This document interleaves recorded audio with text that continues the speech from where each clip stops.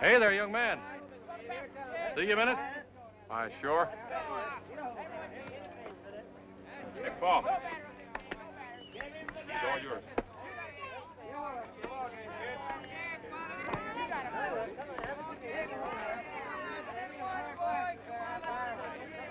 You wasn't fooling nobody, mister. We knowed you was a big league scout all the time. Big Leagues is a horse of a completely different color. Right now, our deal is for you to report to the Houston Club of the Texas League for a look-see. And if you make good, the National League's your next stop, St. Louis. St. Louis Cardinals. That's as far as anybody can go. I ain't fixing to tell you your business, mister, but why don't you sign me up for St. Louis right now? Cut out all this Houston shenanigans. I promise you to take a very careful look at you, Houston. That's all the doggone promise I need. I sure would like for you to give my brother Paul a try, too. I wish I could make you understand, mister. As much a better a pitcher as I am than Paul, that's how much a better pitcher he is than me. I'm sure. And maybe some other time. Hey, look it. Paul's gonna let Dewey have his big one right now.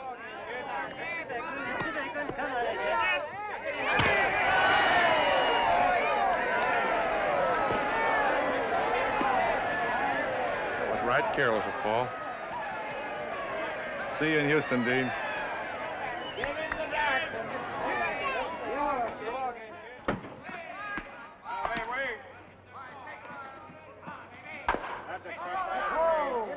I sure envy you guys. I wish I could stay in the same place more than overnight. No fun beating the bushes day after day, believe me. Be hearing from you, huh, Jim? Right.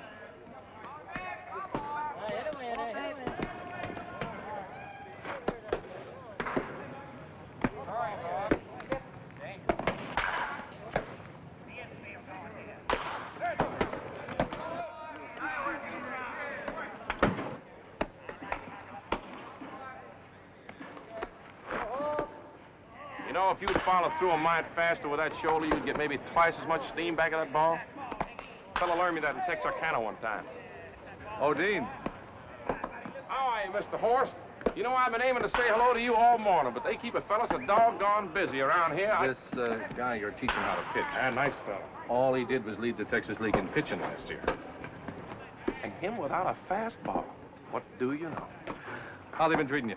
Oh, fine. Say, Mr. Horst, I was wondering, this number they gave me, 17, now it's going to keep on being my number after St. Louis sends for me, ain't it? Because it'd be a doggone shame to mix those folks up. Well, there's no rule about that. Except all I'd say is you have to make good with Houston first. Well, now, there's another thing I want to ask you about while it's about your brother Paul. I wrote you several times. How you people claim to be looking for pitchers and don't recognize a man that can... Well, look, we all make mistakes, Dean. You just have to forgive us. Well, I just hope you don't wind up with one of them American League clubs, because if Paul was to get in the World Series and win 4 games against the St. Louis Cardinals, you'd have an awful lot of explaining to do. You're forgetting something. Paul winning 4 games against St. Louis with you pitching for St. Louis? It'd be mighty close, no question of that. You're facing that ball pretty good today. Yeah, swinging where they're pitching it. Come out with the snow. I'm not throwing much this spring, but I'm going to do a lot of running. Say, Bill, don't forget I'm right with you. Yeah, well, hurry up. Kenny, I'll see you with Jack's at 8, right? Yeah. What happened? I didn't see the ball. I tell you, I lost it in the sun. Hey, how's Mabel? Is she still with the phone company? Yeah, I'm still giving out wrong numbers. I sure hope Jackson makes out with the card. Yeah, he's a good hustler.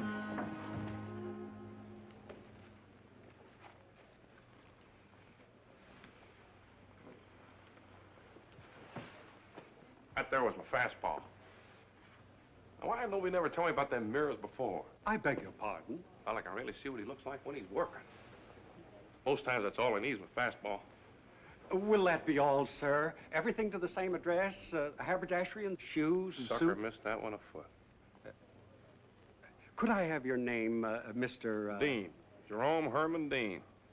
Mrs. Berger's boarding house, 38 Mesa Street. Have you a charge account, Mr. Yeah, I Dean? want the whole thing charged to the Houston Baseball Club. I'm their best pitcher, only any day I'm moving up to St. Louis Cardinals. I wonder if you'd mind talking to our credit department. Mr. Dean. I don't mind talking to nobody. The elevator operator will direct you. I'm certain everything will be quite in order. It sure was quite in order. All them shirts, socks, ties, and a brand new suit.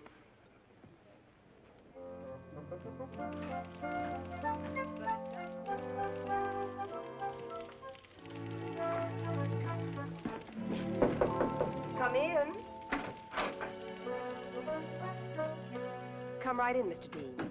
Oh, you know who I am, huh? Must have been my picture in one of them newspapers.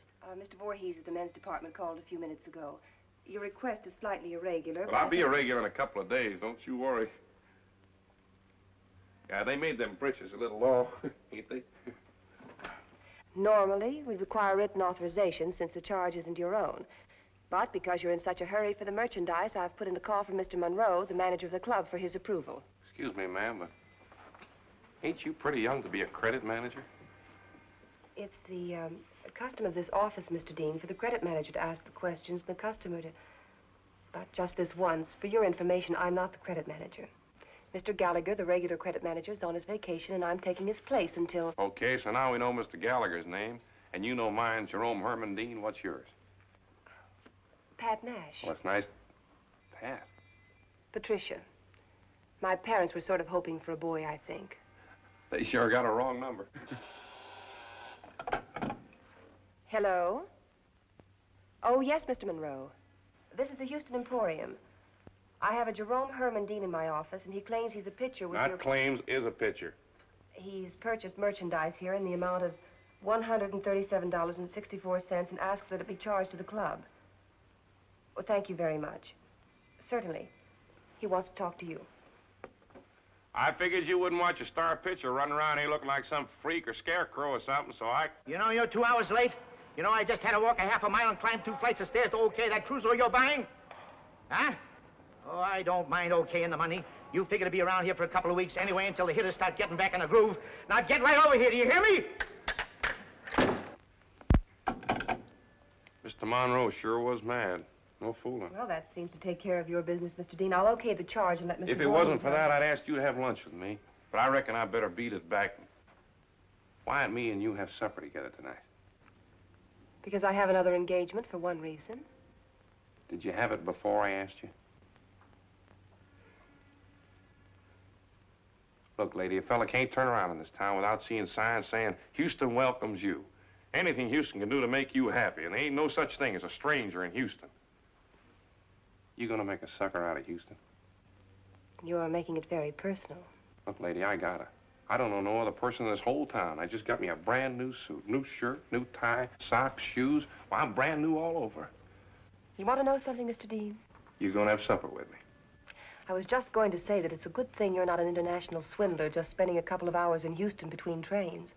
I'm afraid you'd walk off with the store. Are you gonna have supper with me? Someplace where the Houston Ball Club has a charge account?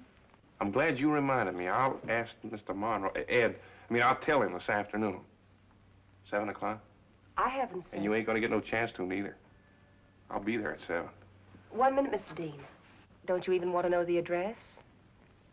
Because it's 258 Academy Street. 258 Academy.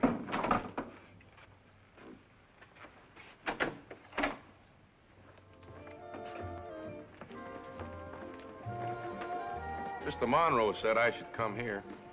Said he figured if I was going to have a couple of drinks, I should go someplace where you could be sure about the liquor. Guess what he don't know don't hurt him none. I don't drink. Not even moonshine? I thought in Arkansas... I quit that when I was 7. I don't smoke neither. Never even started that. Guess that's because they passed the jug around for free, but paper and tobacco and cigarettes, pipes, you know, well, that costs money. Well, there's a lot of things I guess I don't do and don't know just because I never knowed there was them things, or else it was out of my league. But now, like, you take my English. I practically never went to school, and the folks I growed up with never went to school neither, so I never learned nothing from them. Well, like in the way of English and book reading and like that. Well, we're kind of in the same boat. Because until recently, I never did anything but go to school. In Biloxi, Mississippi. I've only been in Houston a few months, and... You see, the people I grew up with all went to school. So I was never able to learn anything from them except, what did you call it? English and book reading and like that. And, well, that's just the other side of the same coin. I wished I knowed what you was talking about. Tell me some more about when you were very young. You really want to know? You not just... I'm not just... Well, like I'm saying, when I was 6, alongside my brother Paul, I was planting in the field behind a team of mules. Well, when I was going on 10, I could do a man's work. It weren't nothing for me to pick 400 to 500 pounds of cotton a day. day? Sure, a day. All you do is get up 5 in the morning, set the milking, eat some sow belly and black-eyed peas, and get out in the field. It's that simple. It's that simple. Wasn't until a couple of years ago me and Paul had a pair of shoes. Piece, of course. Them was our winter shoes. We took them off in the summer to save the leather. Of course, that don't really hurt a person none, because, well, it's warm in Arkansas in the summer. Warm. Doggone, it's hot. Well, we was just like everybody else around where we was. Do you know what you're doing? You got your hand on mine. I didn't think that just the weight of my hand on yours would bother you. Well, it don't really bother me none. I mean, it bothers me terrible. That make it better? Well, yes and no.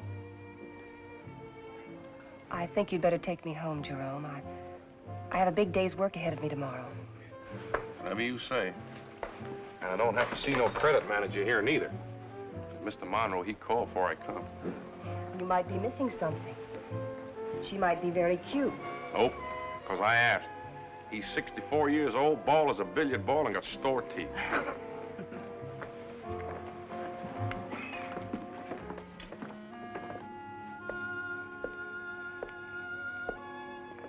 I've had a very pleasant evening. Same here. Only I sure am sorry about tomorrow night. Tomorrow night, I don't quite understand. Well, they's having one of them Chamber of Commerce smokers, and the whole team has to go. Supposed to be there around 6:30, so it wouldn't even work out for me and you to have supper together first. I guess I should have told you earlier, but, well, I was afraid it'd spoil your evening. But don't you worry none. I'll make sure to make it the next night. From now on, there ain't gonna be no more Chamber of Commerces, nor Lions, nor Rotaries, nor nothing.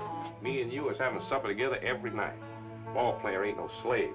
Jerome. Because between the time I leave that park and get back the next day, well, I'm on my own time. If I want to spend it with my girl... Jerome, aren't you taking an awful lot for granted?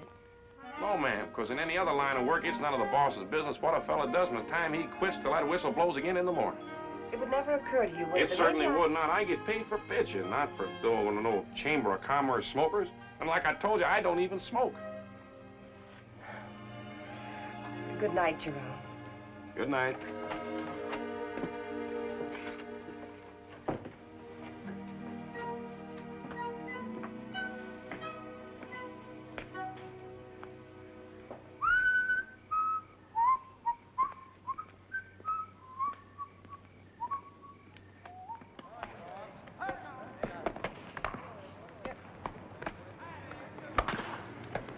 You're not getting tired, are you? How can a fella get tired playing ball? Well, you better call it a day just the same. Whatever you say, Mr. Monroe. I told you to call me Ed. I forgot again, didn't I? Well, now, you see, I got me a friend back in River Creek named Ed Halliday. And, well, it may take me a couple of days. See, first time I ever knowed two Eds. I got a solution for you. Till you get it all straightened out, just call me Ed and this other fella Mr. Holliday. Oh, well, I've known Ed Halliday all my life. I couldn't call him mister. Would you get over to the clubhouse and get dressed and get back to your boarding house and get a good night's sleep like I told you? Okay, Mr. Ed. Ain't it been a wonderful day?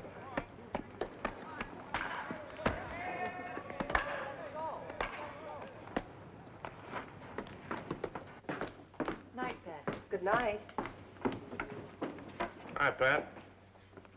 You wasn't in, so I decided to wait. I figured you was probably... Well, I sprang a new one on me today, so I beat it over here just as fast as I could. I can't pick you up at your house at 7 like we arranged. We're going to have an early supper, because I got to get to bed by 9. I promised Mr. Monroe... There, I forgot again. He told me I should call him Ed. Jerome. And that Chamber of Commerce, that weren't no fun at all. A lot of guys speaking speeches and smoking cigars, telling me how they used to watch Christy Mathewson and Roger Bresnahan. Well, I'd have much rather been with you. Just a minute, Jerome. Thank you very much about you'd rather have been with me. But we might as well get something straight.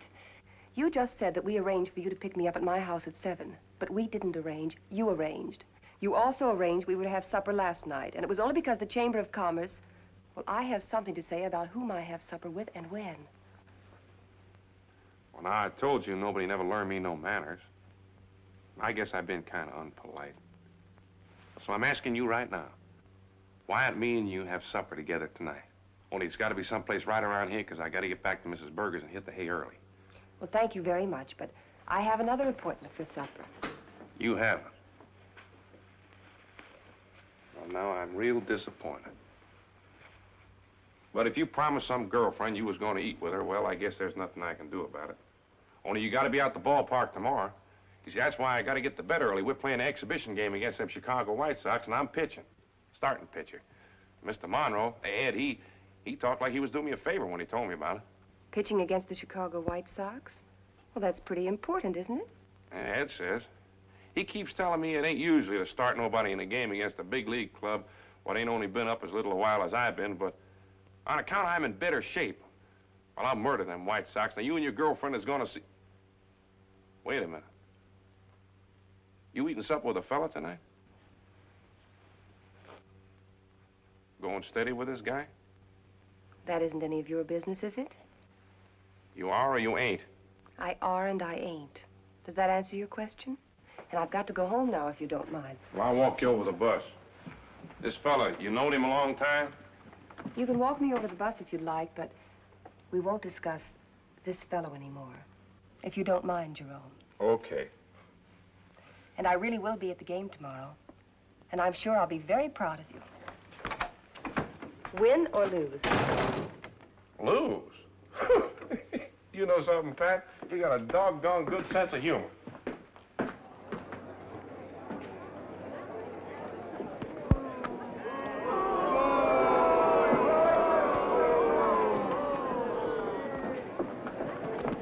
Hey, where are you going? Oh, I got a friend I gotta see. You're crazy. You're pitching today. I'm all warmed up. Besides, you told me yourself, quit throwing and relax. Now, only be a minute.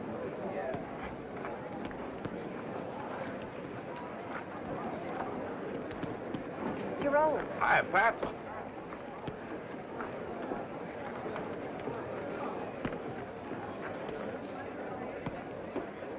Paul! Paul! Hi, Jane. How'd you let me know you was coming, Paul? I'd have met you. I only made up my mind all of a sudden, so I got Mr. Joplin to figure out the buses for me, and Mrs. Joplin, she fixed me up some chow. I'm sure glad to see you, Paul. I've been watching them White Sox at batting practice, Jay. Some of them Them fellas... fellas is just Logan'sbury Dam, Oklahoma to me, Paul. Every one of them. Only got Chicago on a shirt. You're sure looking good, Paul. Except anything can happen in just one ball game, Jay. Like that time Joe Medford from Pine Bluff got his chance with the New York Giants. And just the one error he made. Losing the ball in the sun like anybody could, and he was through before he even got started. You just gotta beat them fellas today, Jay. I'm gonna, Paul. Now, don't worry. I'm gonna. I'll be pulling for you. By rights, I shouldn't have left my job. I gotta be going back on the midnight bus. But there wasn't gonna be nothing keeping me from seeing this game. I sure wish you could stay, Paul. There's a girl I met the other day. Chicago, Carroll and Monette. For Houston, Dean and Matthews. It sure sounds great.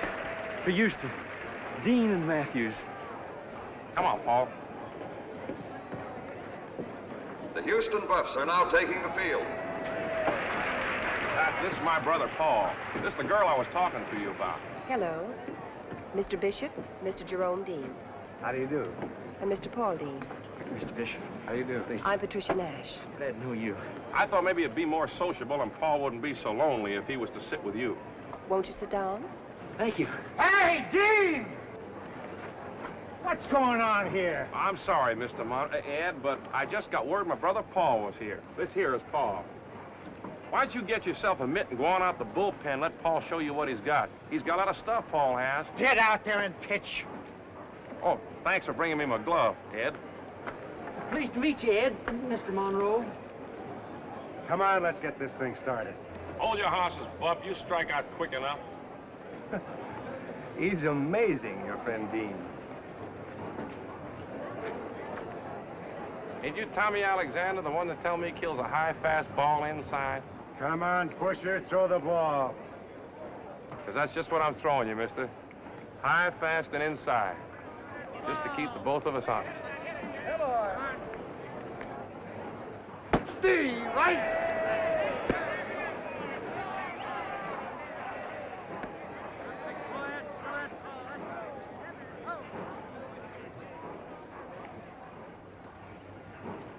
Steve, right?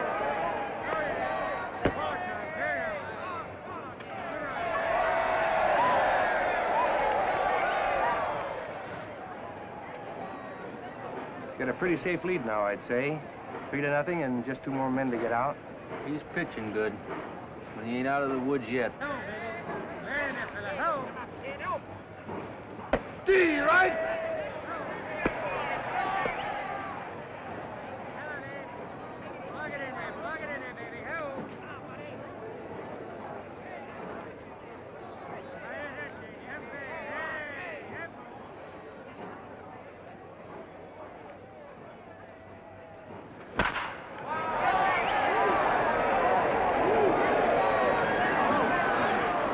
Certainly leaned on that one. Don't let it bother you none, Jimmy. Don't let it bother you none.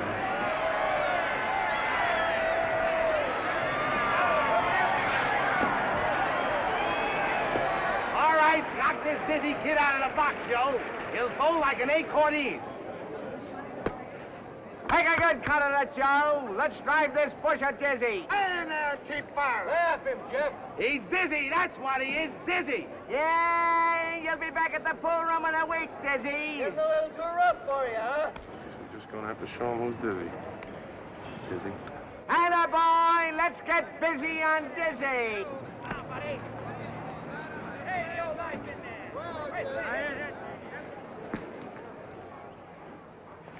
D, right? Duck when you throw dizzy or he'll cut you in half.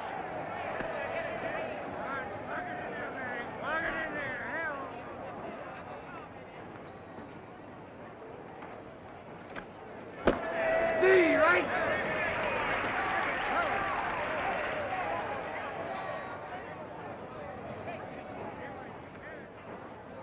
D, right?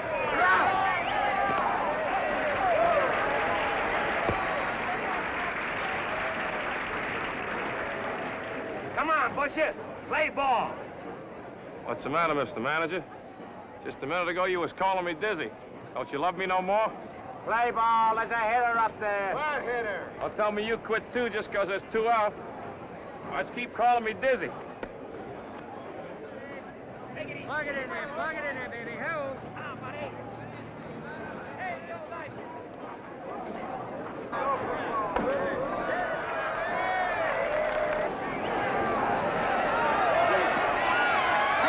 Kid. I want to apologize to you, Ed. That sure was a sorry game I pitched out there today. Them fellas shouldn't have got that one hit. I guess I just wasn't watching. You just keep right on not watching.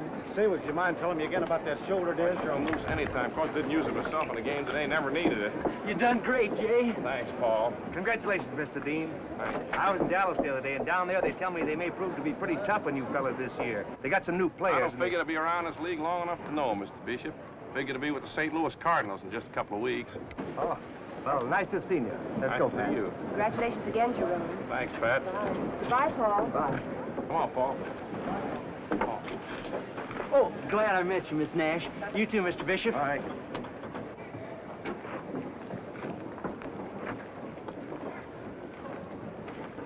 Jay, you figure now to make good for sure.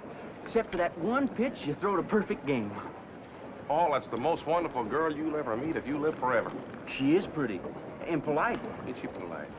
Of course, I couldn't tell much about her figure, but it seemed to me... One thing, I wasn't so sure of my support. If I was staying here, I'd talk to Mr. Monroe, Ed, about trading some of them fellas. I was wondering about that shortstop myself. He don't go to his right as good as he should. I'm crazier about her, Paul, like I've never been about anything in my whole life. Now, you was sitting with her the whole game. This fella Bishop, what do you think? Look, Jay, what are we talking about? The game or this girl, do you know? What about Bishop and her? Yes and no, I'd say.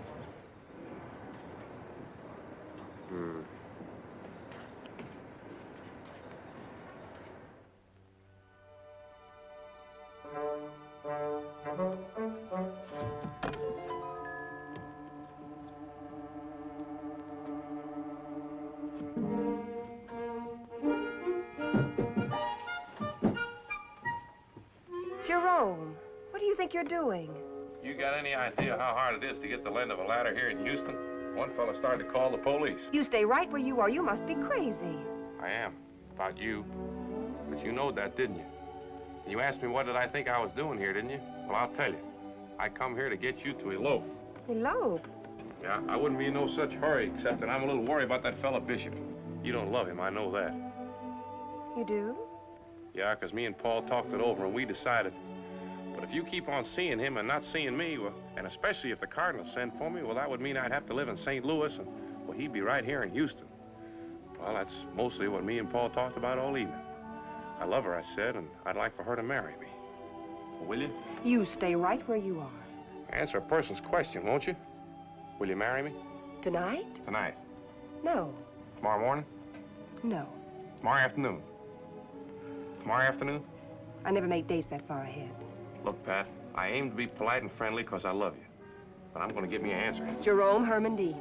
I was just getting closer to make sure you heard me. Tell you the truth, don't have to get no closer because, well, probably you wouldn't know, but I've been runner-up in the hog calling contest in Lucas, Arkansas the last 3 years. Don't you dare raise your voice. Will you marry me tomorrow afternoon?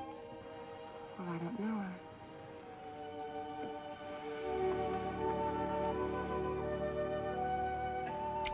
Tomorrow afternoon. We talked to Mr. Monroe, Ed, me and Paul did over in the clubhouse. And he said that if he didn't have a full player limit right now, well, he'd take a chance. Said he thought he'd get Paul a tryout with St. Joe, Missouri. We told him what we thought about trying out with St. Joe, Missouri. It's the St. Louis Cardinals or nothing for the both of us. Why, if I didn't figure Houston was the same as the Cardinals... Dizzy. Huh? Is that all you've got on your mind, what a good pitcher Paul is? Well, now, you know better than that. Do I?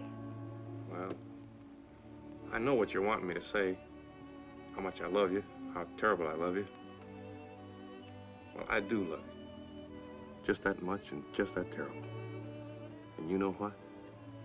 I already asked Mrs. Berger over at the boarding house, could I have a double room instead of a single? You didn't. I sure did.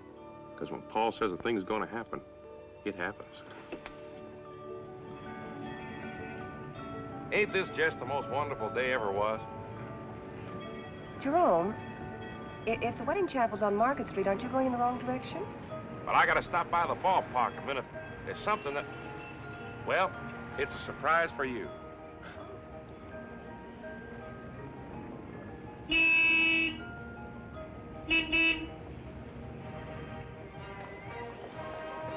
Hi, Diz. Hi, friend. How are you? What's this all about? Oh, this won't take just a couple of minutes. Hello, Dizzy. How are you, neighbor? Good to see you. Anything you have to pick up, we could stop by for it later. Not what I got in mind. What have you got in mind? Hello, Diz. Hello, Larry. Diz, everything is set. The dailies are sending out more guys, and I made it sound so important that even the wire service is going to handle it. About? Well, you see, Pat, I was having breakfast with Larry here this morning. He's press agent for the Houston Ball Club. Lives at Mrs. Berger's boarding house, too. Well, I was just busting with my news. I was that happy. I must have said something to Larry. Can't you read between the lines? No. Well, I and Larry here had an idea for me and you to get married at home plate with the game going on. It's never happened before in baseball history. And for sure not with a pitcher who just shut out them White Sox with one hit they shouldn't even have got. Dizzy, Dean. Why, nothing in this whole world could persuade me to start our life together with such a dizzy farce. But, Miss Nash, It looks like you'll have to get yourself a substitute quick, doesn't it, Mr. Larry? Maybe the first baseman can do a striptease dance. Or you can persuade Mr. Monroe to roll a peanut around the bases with his nose. Yeah, I'm ashamed of you, Larry. Thinking you could get away with anything as dizzy as asking a girl to start her married life off. Why, there's things a fella just don't do, Larry. Good luck, Diz. Thank you, friend.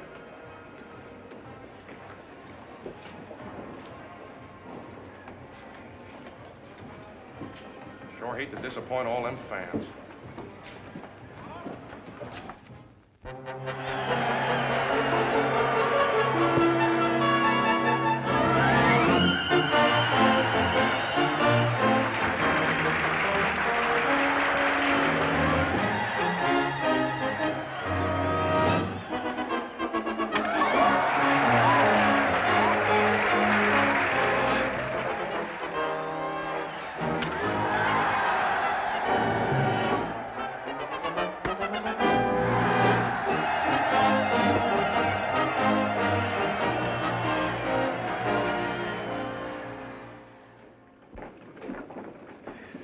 Telegram, Mr. Monroe.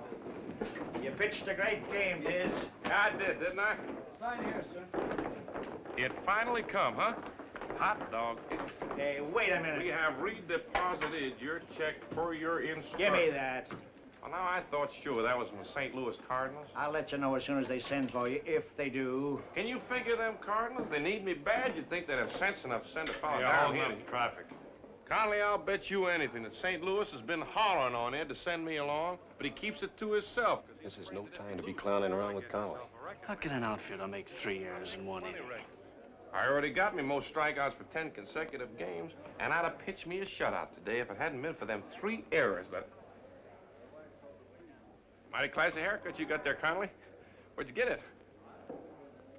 So there I am, full of charm, if you ask me. Figuring he'll forget I mentioned them 3 errors, because I just told him what a classy haircut he got when he hauls off and clouts me one. Will you be quiet? You're supposed to keep this cloth pressed very hard over your eye. So down I go. And then I get up to say a few words, because to my mind, when people are going to do some fighting, they first got to make remarks to each other. I just figured out a dandy wisecrack for Will him. you be quiet? No, not him. He don't do no talking. He just lets me have another one, and down I go again. You know something, Pat?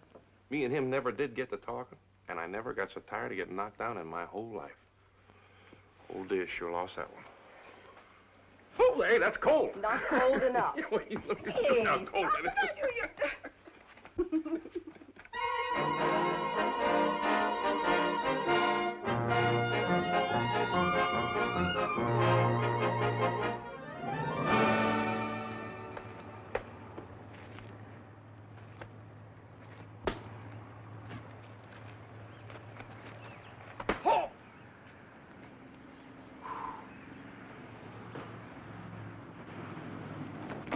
I still got time to field me a couple of bunts, Paul. Herbie, you can be like you're playing first.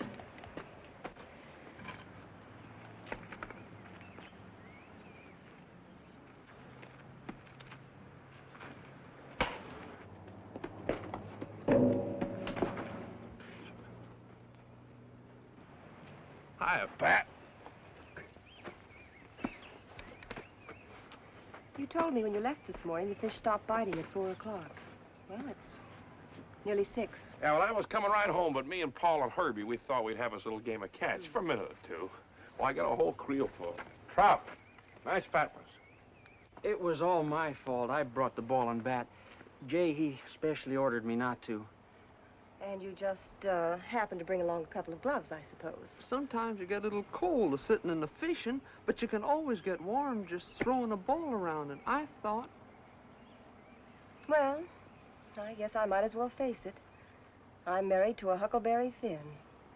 All his playmates are Huckleberry Finns, too. Come on, Huck.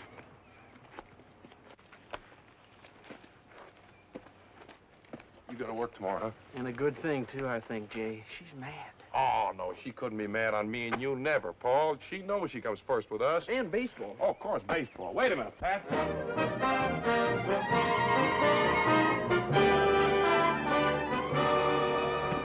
All 4, and that's 2 walks in a row for New York, and it looks like that might be all for Ormansky. Of course, we can't tell, but out in the bullpen warming up is number 17, and that's Jerome Herman Dean, the Dizzy Dean we've all been hearing about.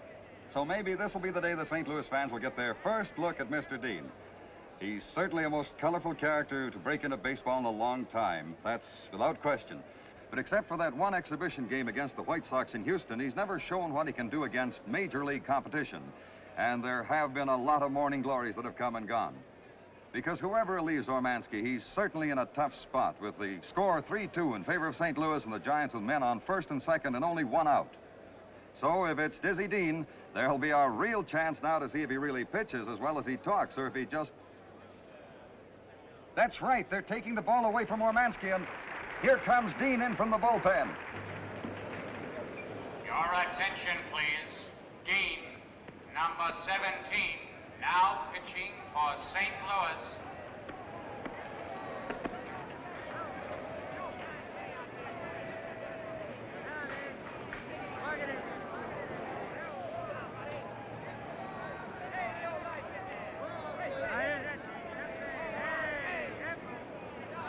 Dizzy is now on the mound, and well, what do you know? He doesn't want any practice pitches. He's motioning the batter to get into the batter's box. So, folks, we shall see what we shall see.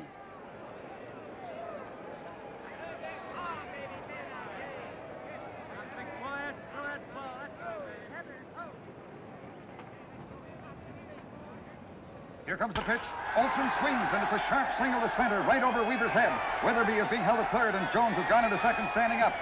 And Olson, who rounded first, has returned to the bag. So now there are 3 men on base and only 1 out. Mr. Dizzy Dean is going to have to come up with something fast.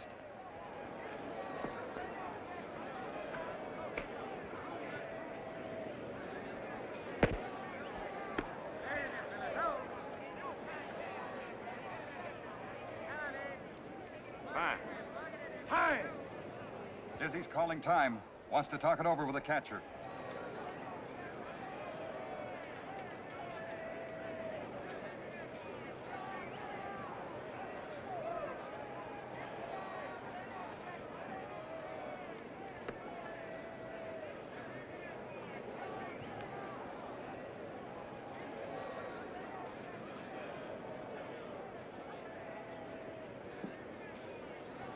Well, it's not regular, but I don't know why not.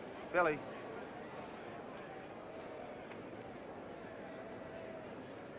Huh?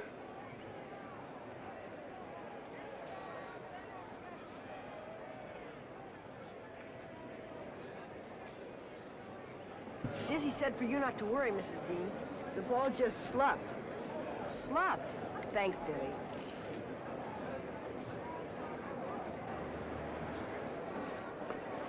Play ball! Here's the pitch. It's a bunt down the third baseline. Dizzy's over after it. He picks it up, tags the runner, and throws to first for a double play. The side is retired, folks, and the giant threat is over. Right now, there's one more thing. Where were you born and when? What'd you say? That's just a part of my story. Where were you born? What day?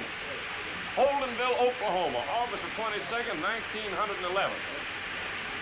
About 4 in the morning. Well, much obliged, Dizzy. I almost forgot. When were you born? January 16th, 1911. Lucas, Arkansas. Thanks, Dizzy. All ball players talk as freely as you do, Diz, I'd be a lot happier. Me and the Brooklyn Eagle. Thanks. I'll be seeing you. Oh, by the way, Diz, where were you born? Biloxi, Mississippi, October 12, 1911.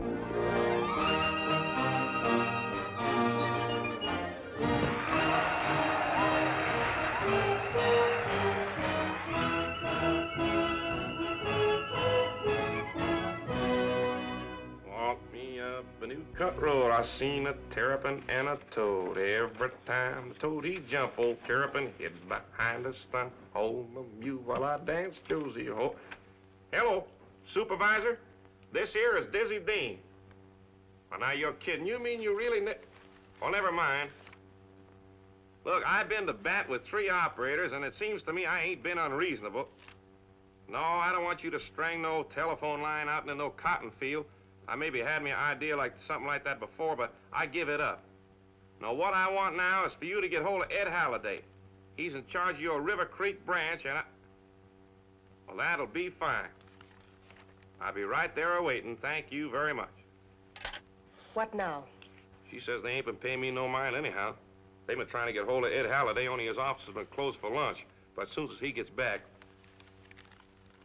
Ain't it just wonderful, Pat? Just the most wonderful thing that ever happened. Say, Roy Stockton in the Post-Dispatch called me a zany the other night. What's a zany?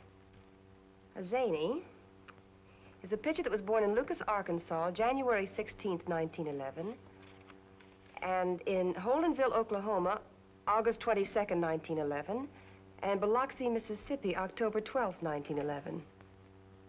Well, now, them 3 fellas all wanted exclusive stories, and I wanted to give them a break. And that Biloxi, I just threw that in to make you happy. Thank you very much. Hello. Oh, hello, Ed. Ed, beat it out that cotton patch where Paul's a-working and tell him the good news and let me know what he says right away. What? Oh, I forgot to tell you, yeah. The Cardinals, they're sending Paul a contract. They want him to start pitching for him next spring. No. He don't have to ask Mr. Morgan to hold his job for him. Listen, a fella that figures to pitch in every World Series every fall for the St. Louis Cardinals from now on, well, he can forget about chopping cotton.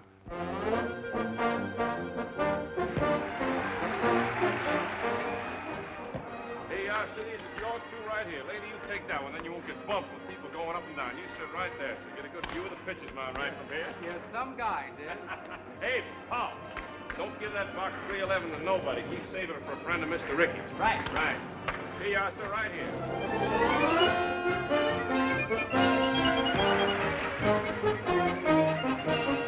Two in the upper grandstand, please. Yes, sir. Say, aren't you Dizzy Dean? Well, I got to kill time somehow. 270 out of 5, Paul. Coming up.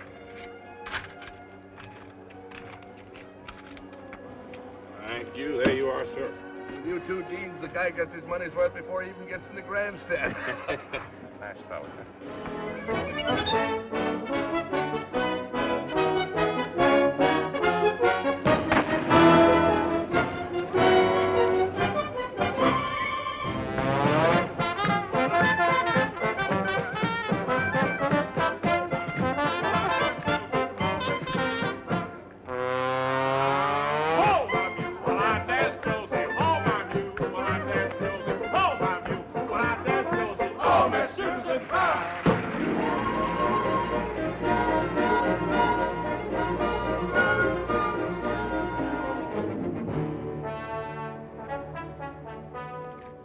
My talking to you is completely off of the record, of course, but you've just got to call off the strike. You're going to have to pay those fines. It's all part of a discipline that you just simply have to have, or you can't have a ball club. Just because I happen to be sleeping when we get to Elmira and don't wake up when a train gets to Pittsburgh. Then you kept right on sleepwalking all the way through Pittsburgh to a little fishing hole about 60 miles up to Monongahela. Well, I like fishing. So does Paul. We don't see nothing wrong. We find ourselves a day without a regularly scheduled game. That's a matter for the club to decide, Diz. Where and when to use you. And that time we missed our train in Chicago. There was a kids' baseball tournament scheduled that day, and me and Paul, we'd promised them. Those promises have to go through the club. We're as interested in having kids play baseball and love baseball as you are. But we've got a pennant to win, and... How about you, Paul? You feel the way Diz does? Always. About everything. Why don't you be good soldiers, both of you? Put your shoulder to the wheel and let it be one for all and all for one. Everybody pulling together. Frankie, my shoulder's lopsided on one side from that wheel. I've done every doggone thing I could for this club except sell hot dogs. Now, there's one thing nobody can say about me, Frankie, is that I'm boastful. And so I got a right to remind you that I'm a sure thing right now to win 30 games, just like I said before the season started. I already won me more games than anybody in the whole league all of last year. And speaking of last year, I struck me out 199 men. And in July, I set me a world's record, striking out 17 of them Chicago Cubs in one game. And you can't strike out more than 27 no matter how hard you try. Nobody's questioning how great a pitcher you are, Dizzy. Or Paul either. I'll give you a ring tonight. Think it over, fellas. Hard. I got a notion they've been thinking all along we didn't mean it. Well, now they know. I'm with you, Jay, whatever you decide, but do you think we're doing right? I don't think I know. Paul, I'd like to talk to Jerome alone. We'll see you in the dining room at 6:30, right? Whatever you say, Pat. I sure do admire you, Pat, the way you kept quiet with that Frankie Fresh the way you did. Because there ain't nobody knows better than me how you can really let a fella have it when you're mad. At that, I ain't so sure if you'd have told him a few... Dizzy. Because coming from you, he might have caught on... Yeah? For 2 days, I've listened to you, and I haven't said a word. Because it's something you've got to figure out for yourself. You see, there are things you do or don't do different from other people because you're you and, well, they're other people. That's why it wouldn't make any sense for me to tell you how I'd handle this thing. You've got to handle it yourself. I'd just like to make sure that it's the real you. I know what I'm doing. I'm hoping you don't. You're just afraid me and Paul is going to lose this strike. I'm afraid you'll win it. I'm afraid you'll keep on with your notion that anything that seems to you like a good idea at the moment, or like a child stealing cookies 5 minutes before dinner just because he's alone in the kitchen and, well, you just can't always have things the way you want them. Things happen that, well, that you have to adjust yourself to and that you haven't the power to change. Unless you insist on twisting and bending and forcing everything out of its natural shape just so that you can... Well, even then, most of the time, it doesn't work out. Well, this here's going to work out. The last thing in this world I ever thought you'd do, Pat, was to quit on me.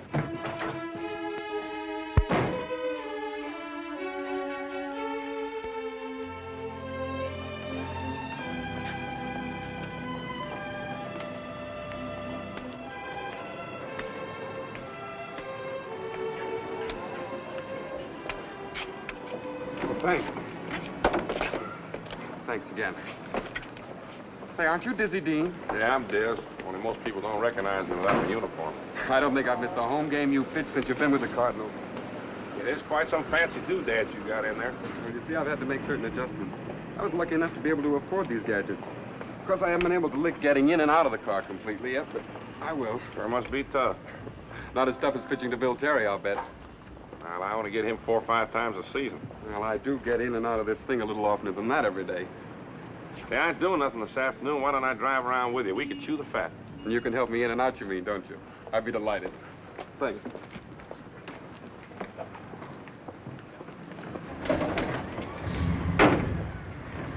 My father happens to be connected with a brewing company. That's why I'm learning the brewing business.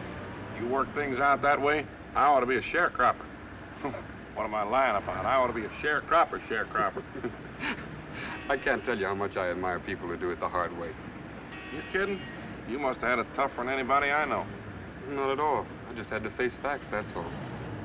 You can't not face facts, can you? Because even if you do turn away from them, they move around with you. You turn your back on them, they get behind you. There you are. I know it's none of my business, Mr. Dean. Call me Diz, huh? Diz. I'm a great Cardinal fan, and... Well, is it really true you're on strike against the club, you and your brother? There was a piece in the paper last night. I guess I didn't want to believe it. Yeah, we're on kind of strike, me and Paul. If you'd like, I'd be glad to talk to my father. He could probably organize a committee and see that you get the proper backing and support from the fans. Why'd you want to go and do that for? Because I know whatever you're doing, you and your brother, you've thought it out and it's the right thing. You know you've helped me with my exercises, don't you? Huh? My therapy, I mean. I took my doctor to the game one day, and he said that just the body English I use trying to help you out in every pitch you throw. I can get along without half an hour of massage every morning. We can go now. What's so hard to understand what I'm saying, Paul? We calling the strike off. Yeah, but what am I going to tell the reporters, Jay? Just what I said. That you just can't keep on doing what seems to you to be a good idea at the moment, like a kid stealing cookies out of a cookie jar 5 minutes before supper just because he's alone in the kitchen. But you've been saying... Well, then you must have heard me wrong. There's times a person got to adjust. You can't go twisting and bending and turning things like... Well, now there's situations, and you got to face facts. And even if you turn away from them facts, they'll move right around with you. Sometimes if you turn your back on those facts altogether, why, they'll slip right around behind you and come up staring you square in the face. If you say so, Jay.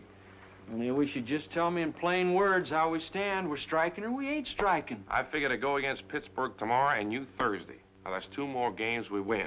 And even if we pay that $200 fine, why, with a World Series dough, we'll get us $3,000 or $4,000 more than we figured on. Jay, it ain't your idea we give the club back that money now, is it? Oh, no. You see, they got to face facts, too. Jerome.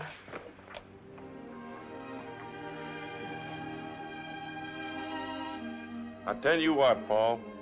Why don't you meet us in the dining room about 6:30? Yeah, the way things happen around here, seems like the only thing I'm sure of is I'm eating with you and Pat at 6:30. If I am.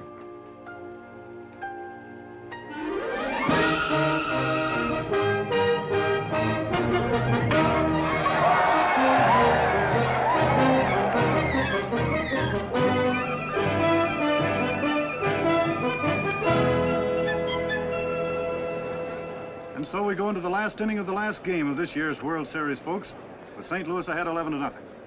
It's an anticlimax, no question of that, but it has been a bitterly contested series with the teams even-steven at 3 games apiece until today. But unless Detroit can come through with a miracle, it'll mean that Dizzy and Daffy have each won 2 of the St. Louis 4. Right now, this Detroit crowd is pretty quiet and hopeless. They seem to sense that with Dizzy Dean at the top of his form, there's very little chance for that miracle. It's been a great series. He's quite a boy, that Diz. What makes you say boy, Johnny? Just an expression. You know.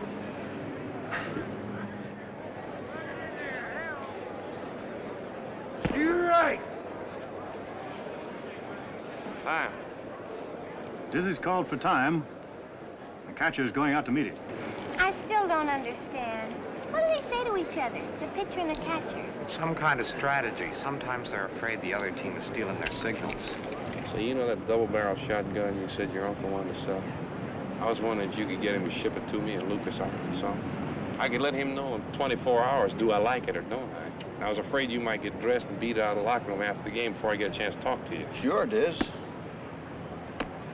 Looks like they talked it over and decided to pitch to the guy. You know everything, don't you, Eddie? I wished I knowed what to do about Paul. He ain't never acted like this in all the years that I know him. That's all the years that there is. You really oughtn't to be angry with him just because he doesn't want to go duck hunting with you. It's not a I can't figure what's so important he's got to do that he'd know about it a week ahead of time. He's been acting mysterious ever since we got back. He can't go fishing, he can't play ball, Darn, that's the third stitch I've dropped on this row already. This slings. Pat, why don't me and you go on over to Little Rock tomorrow and look up one of them real doctors? Now, I know it's probably nothing, except I don't like to see you slip and hurting yourself all the time. I don't slip and hurt myself. It's just that It's just that in St. Louis, you slipped and got your whole shoulder all black and blue. In September, the day I shut out the Cubs 4-0. And here, the day before yesterday, I come back from fishing, find your whole arm in a sling. You slip and bump your elbow that bad. Now, why don't me and you go on over to Little Rock and see one of them real doctors? I'm all right, I tell you.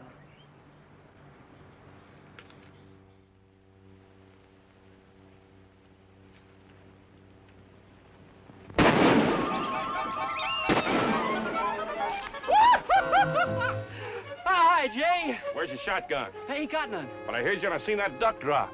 Oh, that wasn't me. Proud of me? Well, I don't know, because I don't get it. I had a teacher start to learn to shoot in St. Louis, but she kind of hurt her shoulder and she got discouraged. I guess he wasn't too good a teacher. But I was determined I wasn't going to be a hunting widow again this winter. And maybe I ain't such a good teacher neither, because last week she bumped her elbow pretty hard when she wasn't looking for the recoil. Okay, Pat. You win. But as soon as we get back up to the hotel, I'm going to learn me to crochet. Jay, here comes a whole flock full. Jay, Pat. It's only fair we should start even.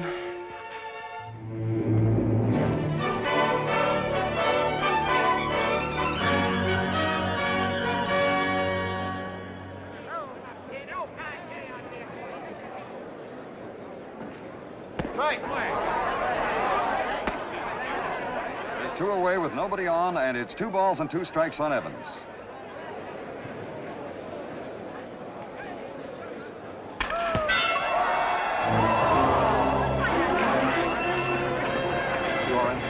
Let me have a look at it, Ned. Better help him off. I'll help you.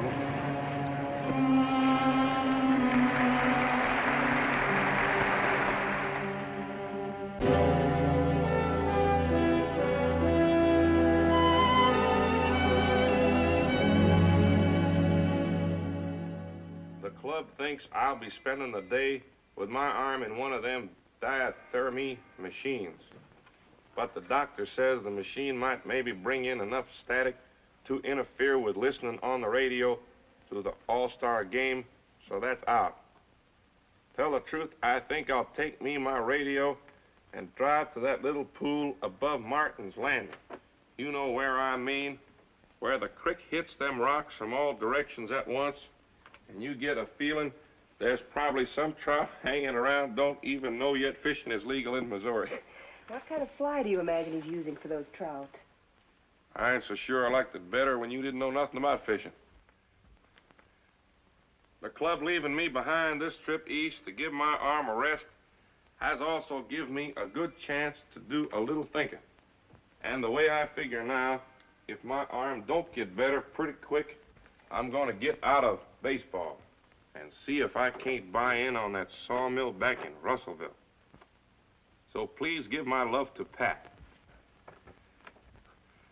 And don't you let them American leaguers get even one hit off on you. You hear, Jay? Your loving bro, Paul. Well, now, who does he think he's fooling? Get out of baseball.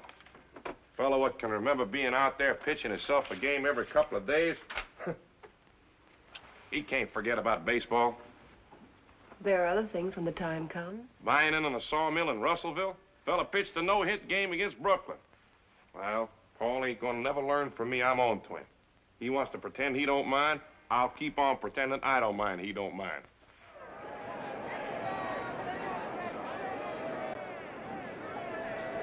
It's not the World Series, of course, but every year, this all-star game is becoming more and more of a classic in its own name. For 2 scoreless innings now, the crowd here at Griffith Stadium has been just as tense and alert as if it really were a World Series game. And no wonder. With Red Rolfe, Lou Gehrig, Joe DiMaggio, Joe Cronin, and Phil Dickey, to name just a few, in there for the American League. And Paul Wainer, Ducky Medwick, Johnny Mize, and Gabby Hartnett in the National League lineup, to say nothing of Dizzy Dean himself pitching. Now, here we are, folks, with that dog chased off the field, ready to play ball again. 2 out. Next batter's coming to the plate for the American Leaguers.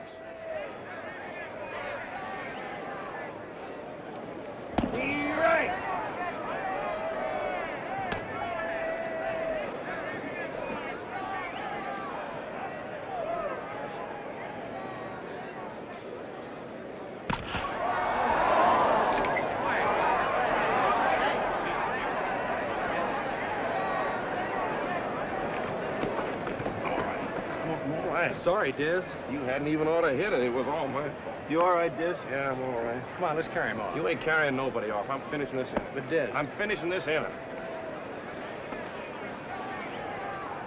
We've just had word that Dean's injury is not serious and that he will continue to pitch for the National League All-Stars.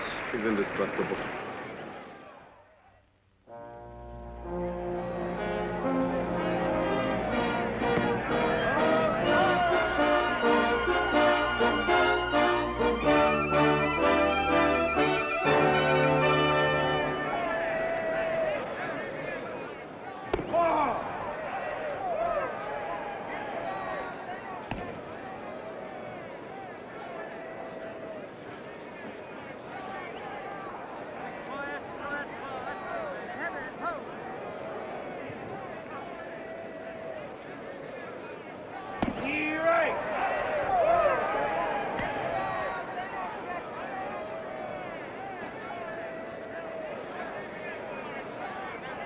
Well, looks like Diz is undecided about something. Well, here's something new. The Pittsburgh coach is calling time and walking out to talk to Diz. I know it's not any of my business, Diz, but I've been through these things before. I know what it can mean. That time Rube Marlboro back in Boston. Well, you were hit real hard in Washington on that toe. You're back pitching, too, so. I don't figure I am. Like, right now, with one bad pitch, you can ruin your whole career. You can't put any weight on that toe. You're upsetting your whole pitch. I'm much obliged.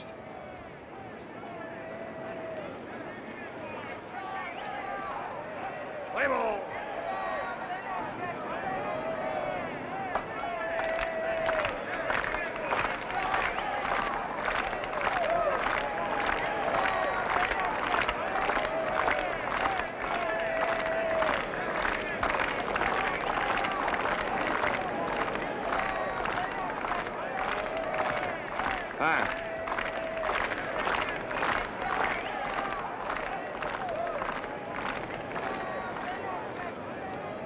Guess you just run out of gas, Mike.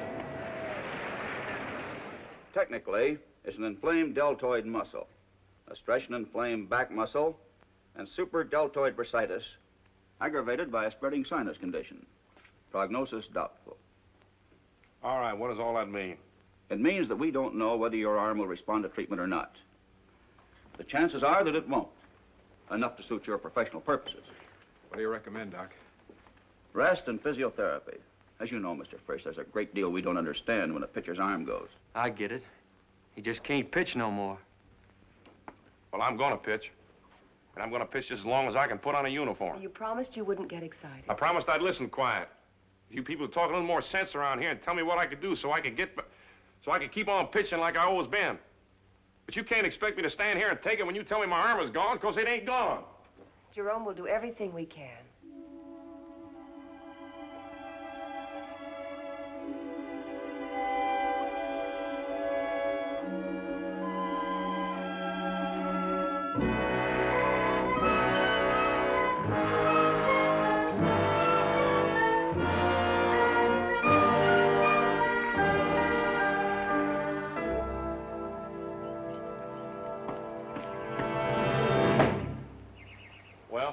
cut the plate right in half.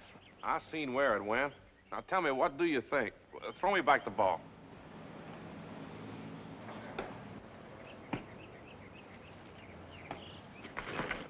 Strike.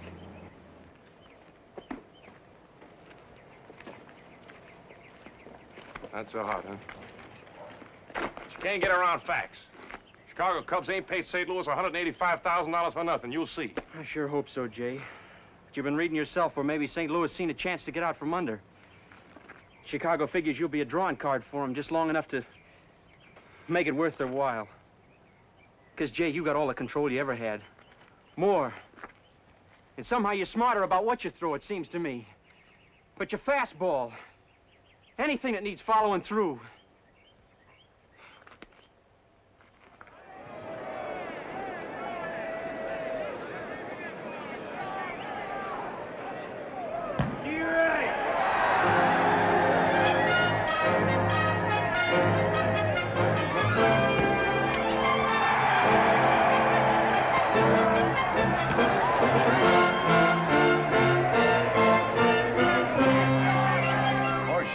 Folks, I'm not sure, but what this second game of the 1938 World Series may not turn out to be one of the greatest games in World Series history.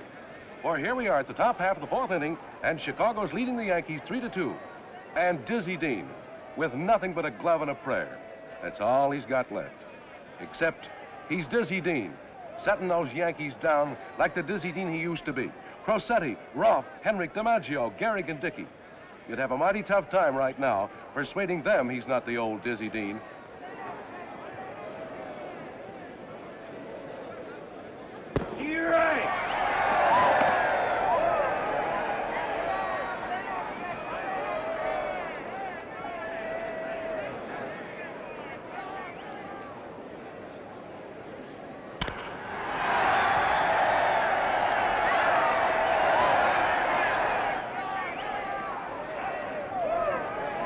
Well, here we are at the top half of the eighth inning.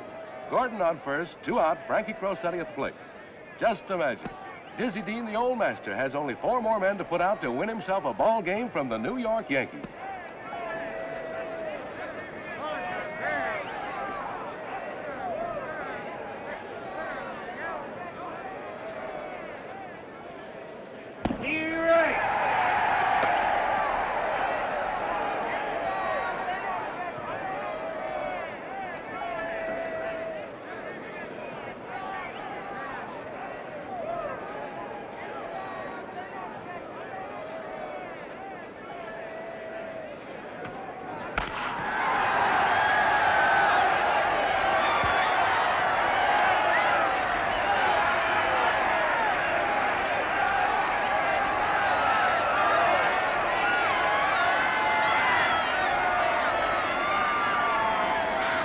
Call back just 1 year, Frankie, you wouldn't have got even a loud foul off of me.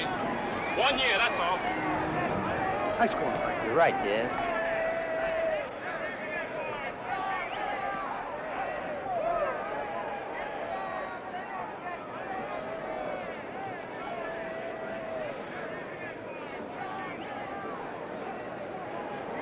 Your attention, please. French, number 2, now pitching for Chicago.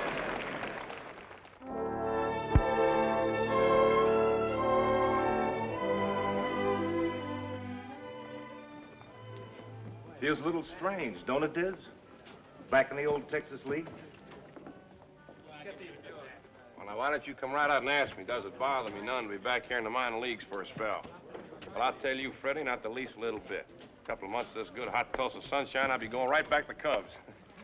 Besides, I figure I might just pitch you fellas right into a pennant.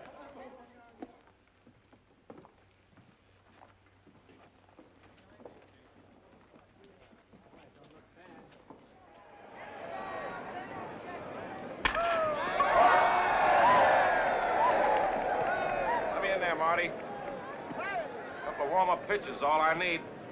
Relax, Diz. They gave you a rough time yesterday.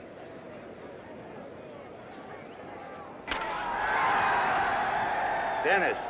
Yeah, Marty. Get out there and loosen up.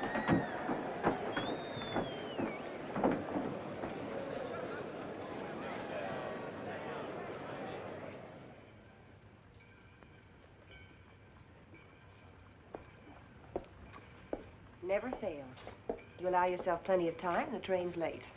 But if we'd been late, the train would have been on time. Hey, Diz.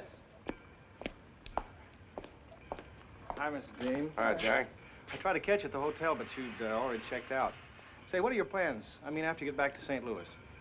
Oh, there's no question, but you'll do all right in any business you decide. Well, the Dizzy Dean Grill. I can see it all now. The neon lights a mile high.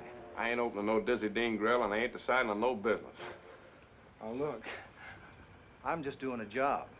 If you don't want to tell me, or if there's something that you haven't worked out yet, that you had a very bad season here. You really wouldn't call it a season. Well, you just tell me what you want me to print, Diz. And you being the guy that you are, I'll print it. The way you say. We've got to run that story tomorrow the Tulsa Club sent us. More about you being given an outright release. Is everybody going crazy? I had me a couple of tough breaks down here in Tulsa. Lost a couple of close games. Could have gone either way. What are my plans? Well, just because some Bush League club feels... Well, the idea of anybody getting in their head that Tulsa, Oklahoma is going to decide who's a great pitcher and who ain't a great pitcher. Well, I didn't mean anything, Diz. You say you're going to keep on pitching? Well, that's great with me. So long.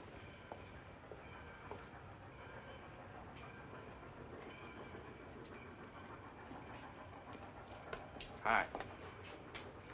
You want to know something, Pat? It's a doggone good thing for you that we're going home. Ever since you've been down here, you've been nervous and jumped up and kind of tensy. Ready to fly off the handle, slightest thing. Yes, sir. The sooner we get back to St. Louis, the better. Ain't no question of that.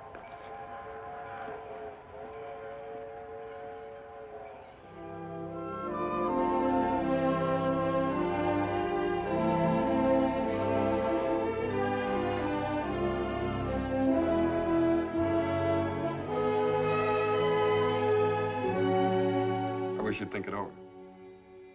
Johnny, I thought it over before you brought it up. And I knowed what you wanted when you sent for me. But thank you very much. I ain't gonna be no salesman. I'm a ball player, a pitcher. Dude, I never heard of anybody who worked as hard as you did last year, trying to get your arm back in shape. You thought maybe if you could get a job pitching regularly down south where the weather was warmer. Well, you were with Tulsa for 3 months trying to come back. I ain't never been away. The way you mean? Just because all them front officers sitting back waiting to see what somebody else does about signing me. Diz, you don't believe that yourself. Now, don't go telling me what I believe.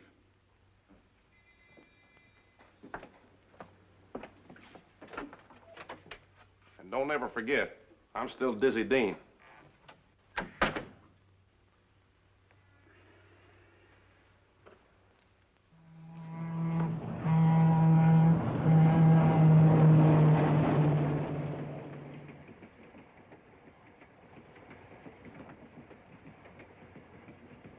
Come on, Pat, smile for me, will you? Oh, now, I don't like it for you to be mad at me. That's just it. You get an idea that all you have to do is decide what you like, and we go all the way to Detroit to discuss Mr. Preston's offer, and then you decided that you wouldn't like to stay for one day to think it over. Well, now, Bill Preston's been a friend of mine for a lot of years. That's why we went to Detroit. He could have come to St. Louis just as easy, of course. But what was there to think over? Head of the Public Relations Department of Bill Preston Sporting Goods Company? No, thank you. Don't you understand, Pat? I just can't spend the rest of my life behind no desk. Well, you can't spend the rest of your life in high school either. Now I can't figure you out at all. I never went to no high school, you know that. You want me to read you off a list of guys that was through? Only somebody had sense enough to see it weren't so, and they went back to work and had some of the best years of their lives. Why, there's so many, I hardly know where to begin. Not pitchers. Yeah, pitchers. Not when their arms went dead, 100% dead. This is a fact, and you gotta buy it. I just don't want to talk about it no more. Okay. I guess I can stand another beer. You want another ginger ale? Oh, I'll have me a little straight whiskey, and bring me the bottle, I'll pour my own. Yes, sir. You been drinking? You know everything. You and Pat. You tell me. You've been telling me everything else.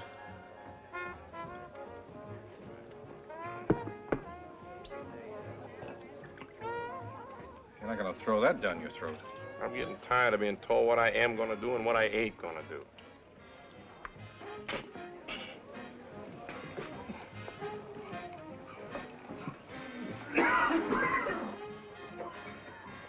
Wasn't that Dizzy Dean? If you ever ask him directly, make that isn't, not wasn't, if you know what's good for you.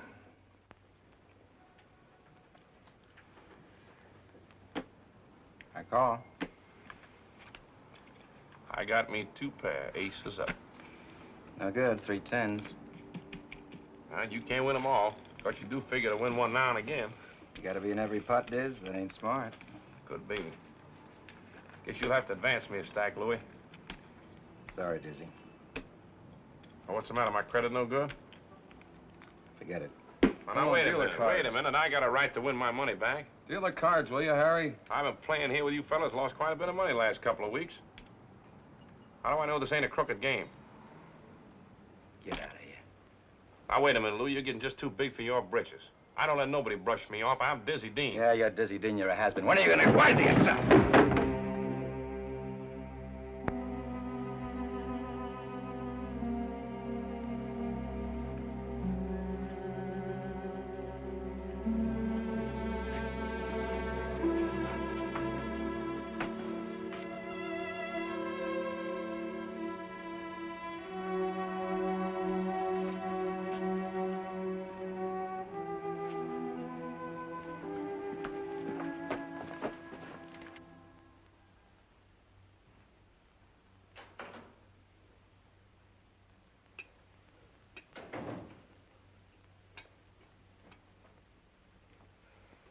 I'd have waited, but I wasn't sure what time. There's orange juice and fresh coffee, and I can have your egg. Well, no, I had breakfast at the Turkish bath. Sure sorry about phoning you, waking you so late. You didn't awaken me. But it didn't seem to make much sense coming home in the middle of the night. I had to find me an all-night drugstore to get this here court plaster. That's perfectly all right. I might have a cup of coffee at that. You all dressed up or something? You look mighty stylish, too, if you ask me. Jerome, I've decided to go away for a while. Going away? Where are you going? I don't know. It really doesn't make any difference. You mean you're leaving me? That isn't exactly the way I'd phrase it, but... Well, a couple of days ago, I went down to the Boston store because I heard there was an opening in the credit manager's office, and I didn't take the job. Well, I'm sure glad you didn't, because you don't need it. We ain't got to worry for a long time yet. Yes, we do have to worry. Right now. Well, now, if it's about my gambling, Pat, I'm sorry. You know that. But I've learned my lesson. Last night, I found out what kind of fellas I've been gambling with, and I quit. I've learned them who's a has-been. You may have learned your lesson about gambling, but I've stopped kidding myself that you have any idea of what that lesson means. Now, Pat, I got a right to ask you... Oh, I know what a great tragedy the whole thing is. Really, I do. By all rights, you should have many more years ahead of you as the greatest pitcher in baseball. I am the greatest pitcher in baseball. You're a child, Iz. A sweet, kind, generous child. But it just isn't possible. It just isn't in the cards for anybody to remain a child all of his life. That's why I wanted to go to work, and that's why I'm going away, because I don't want to be forced to see... Pat, honey. Such a familiar pattern. First, you tried to drink away your troubles. But liquor didn't agree with you. You didn't like it. Then you gambled. Well, you lost your money, and you had a fight, so now you're through with gambling. Pat, honey, the last thing I want in the world is to make you unhappy. Everything's going to be all right. Just yesterday afternoon, I sent a letter to Cleveland, and I should be hearing from the Red Sox any day. Still hoping some big league ball club will say they've made a mistake, aren't you? Well, they haven't. You have. So I'm leaving just like I said. It's up to you when I come back and whether I come back. That's something you're going to have to work out all by yourself.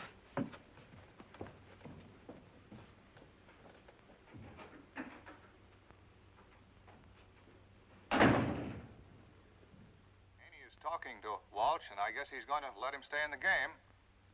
Haney is now leaving the mound, and Burroughs is stepping into the batter's box. Them Browns sure is getting a licking. First and second. And, Well, Johnny, that's just how it is. I'm willing to take any kind of a job, anything. I just got to prove that I I can put you on a route on the north side right away. It won't be easy, but... Oh, excuse me. You wanted me to remind you about wiring those people in Lexington Pub. Thanks, Johnny. To begin with, we'll team you with Joe Meredith. He ought to be getting back from lunch any time now. This announcer of ours annoy you as much as he does me. When I think of the dough we pay that guy... Ain't nobody annoying me when they're talking about baseball. Of course, this fella, he ain't awful good, that's fact. I know Burroughs was going to hit into that double play. He was letting Walsh get ahead of him. I ain't going to talk about baseball no more. That's all behind me. That's over with. From now on, I'm going to be the best doggone salesman St. Louis ever seen. You just give me a couple of weeks. I wouldn't be surprised if he decided. Would you mind turning that guy off? Not at all. As a matter of fact, I promised my father... Father feels, and, well, so do I, that it's possible for somebody to make baseball as exciting and colorful on the radio as it really is. Now, I was wondering if some Broadway comedian... Well, now, you got to be fair. They ain't got it too easy, these fellas trying to tell you what a game is like on the radio. You see, there's 9 men out there, each half of an inning. And it even looks different to each of them 9 guys. Probably sound like 9 different games, depending on who's telling it. That's Dizzy Dean, Mr. Kendall. I know it's Dizzy Dean. There's one day I remember, Stan Hack, he couldn't get himself a hit. And Gabby Hartnett, he couldn't do nothing but hit. 2 homers, he homered, and a triple. So Hack, he says he never seen a team with as much spart as them Pirates that day. And Gabby Hartnett, he says they ain't got nothing even look like spart. Same team, same day. He probably means spirit, Mr. Kendall. Quiet. But I'm a pitcher, and I know old Atkins in there for the Pirates. He's pitching one way to Hack and the other way to Hartnett. He's pitching him loosey-goosey to Hack, and Hack, he don't like him loosey-goosey. And Hartnett, he's getting pitches like he's having dinner at his mother's, and she figures he ain't been eating regular, so she's fixing him up everything he likes and making sure he don't get nothing he don't like. And them two, Hack and Hartnett, they's arguing about sparring.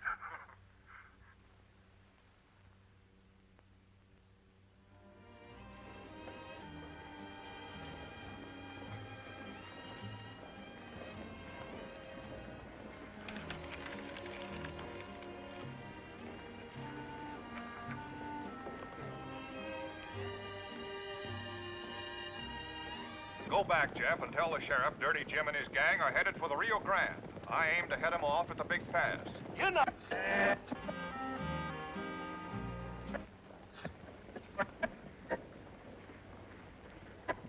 There's a breeze that sprang up in the last few minutes.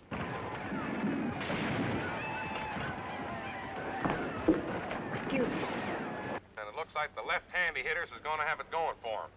Speaking of left-handy hitters, there was only 2 kinds of hitters ever bothered me when I was in there, else I'd still be pitching.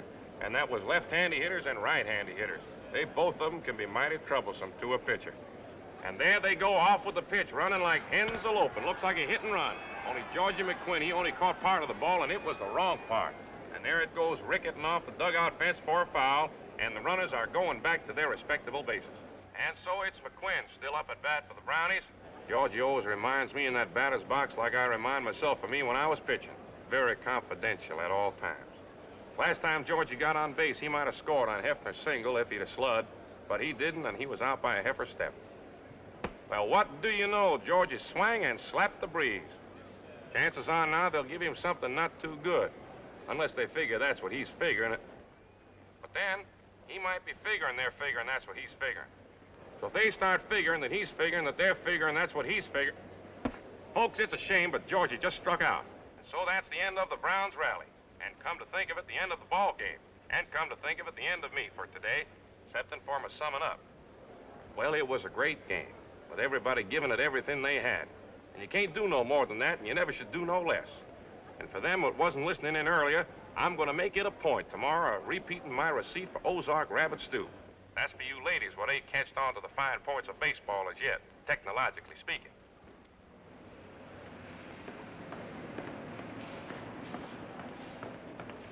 Sign my book, will you, Mr. Dizzy? Hey, my regards to Joe Murray. Now, wait a minute. You kids hold your horses just a couple minutes. Old schoolboy Roby, I just won his 16th this afternoon. Hey, Greenberg, you know those 2 homers? That's 39 for the season. Now, you kids wait right here. He'll be right along. Well, all right. Jimmy went down to the travel bureau and picked up your ticket for St. Louis, Mrs. Dean. I'm sure you'll find it all right. Thank you very much. I don't know whether you saw this piece in the Sporting News. I was reading it a little while ago and thought you might be interested.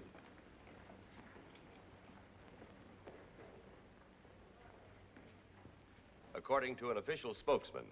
And now for the local news. The situation between Dizzy Dean and the powerful heads of the teachers and parents organizations that are opposed to his continuing as a baseball announcer is rapidly coming to a head. Dizzy's English, they say, is having a murderous effect upon the impressionable school children of this city, and petitions calling upon the Kendall Company to take him off the air are being widely circulated. We feel it our duty to protect the children. It's simply preposterous to teach them English and then to allow Mr. Dean to undo everything as soon as they leave school and can get to their radios. The simple fact is, it's become close to impossible at Mrs. Martin's school as well as mine, even to try to teach correct English. I really don't know what to say. In our opinion, we are broadcasting the game as a public service, with an occasional reference to our own product, to be sure. And it's been my impression that the public on the whole... The public is delighted with the broadcasts. I've been doing the best I know how, ma'am. I'm sure you have, Mr. Dean, and there's nothing personal in our attitudes, truly. We all seem to be repeating ourselves to very little purpose. The nub of the matter is this, Mr. Kendall. Miss Johnson and I and the organizations we represent would hate to have to appeal directly to the Federal Communications Commission. But if you leave no other alternative... Aren't you making a much greater issue out of this? We would like to have your decision as soon as possible, Mr. Kendall, so that we could then set our own course of action. Good day, gentlemen. Mr. Kendall, Mr. Dean.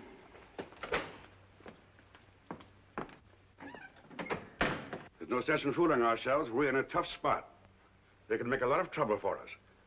And frankly, I have the question of goodwill to consider. Pop, Diz already has a greater following than any other baseball broadcaster in America, and I don't think it's fair. I know, and that's just why. I don't see any other way out of this, Diz, than to leave it up to you. You've got to decide. I wished I know what was right to decide. I wished... Be all right if I let you know in a day or two, Mr. Kendall? There's no rush about it. And whatever your decision is, we'll stand right behind it.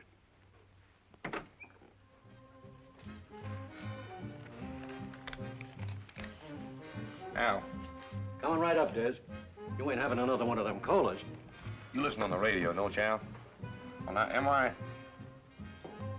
am I corrupting the idiom of the city's school children and putting to note, I guess it is, all the tireless endeavors of the teachers to inculcate in them a sense of the historic beauty of the English language? Who said that? Old subscriber in tonight's Post-Dispatch. Am I? I still haven't told Diz where you are, Pat, but you've got to come back. Anyhow, you've got to call him yourself. It's so simple. Pop's on his side, and all it would take is for Diz to say he wants to keep on. Johnny, to come back now would be the worst thing I could possibly do.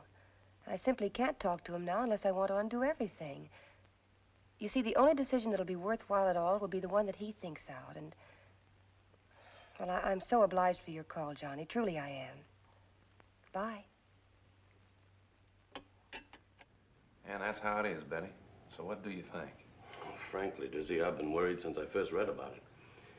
I was wondering, maybe you could work out some kind of a, you know, compromise in your broadcast. Not be quite so colorful like they say. I thought about that. But I wouldn't know how to go about it. I got to do it my way, giving it everything I got. A person can't be yourself and somebody else, too. Well, I'm Dizzy Dean, and I don't know no other way. Thanks all the same, Betty. Right, Diz.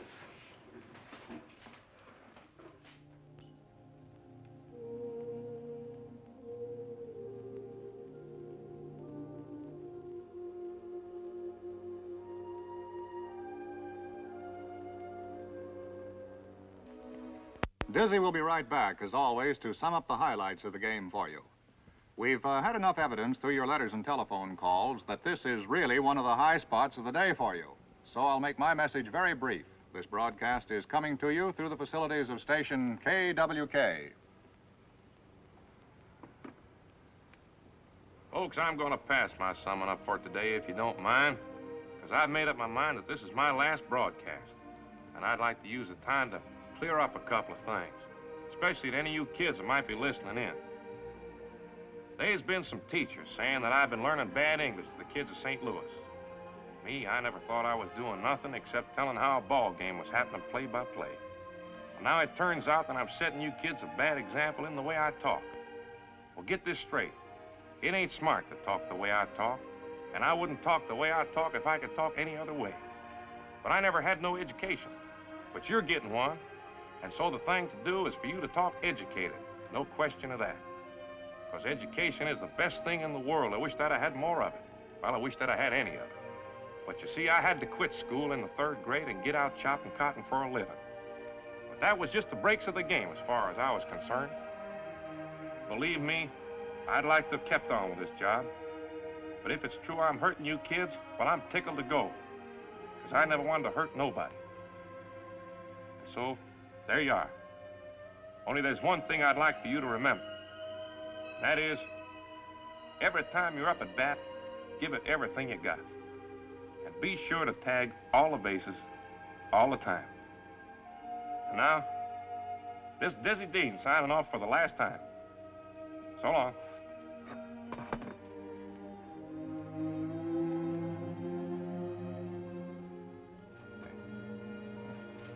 And that concludes today's broadcast, folks, and now we return you to our main studios. Look, Diz, you...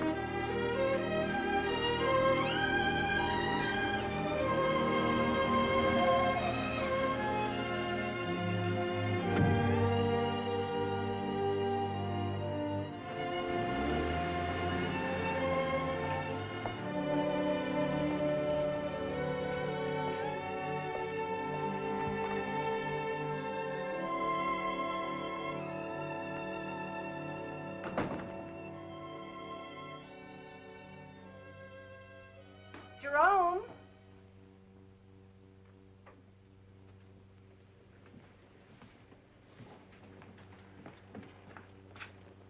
It's for you.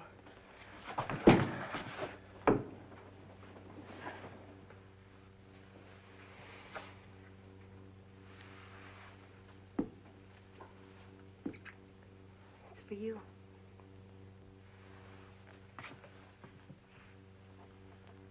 Oh? You can't quit, Diz. We won't let you. Nobody will let you. Our switchboard's been swamped. We've had hundreds of calls, and they all say that... What's that? I meant every word I said, Johnny. If it's true I'm hurting the kids of St. Louis, I don't want that job another minute.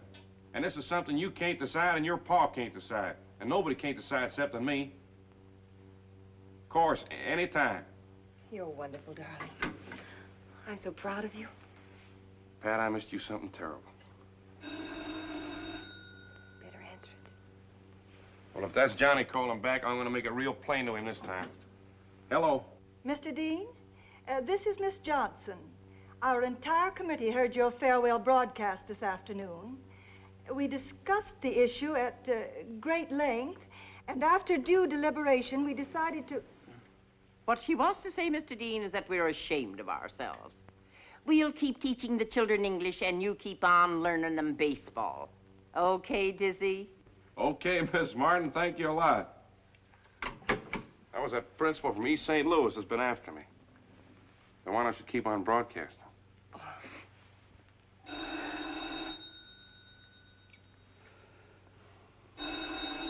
That phone hasn't stopped ringing since I got in the house. That fixes that. I wonder...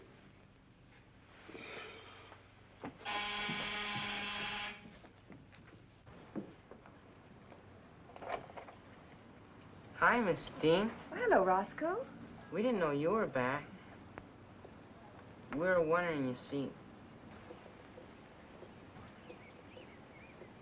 Can Dizzy come out and play? Well, I don't know.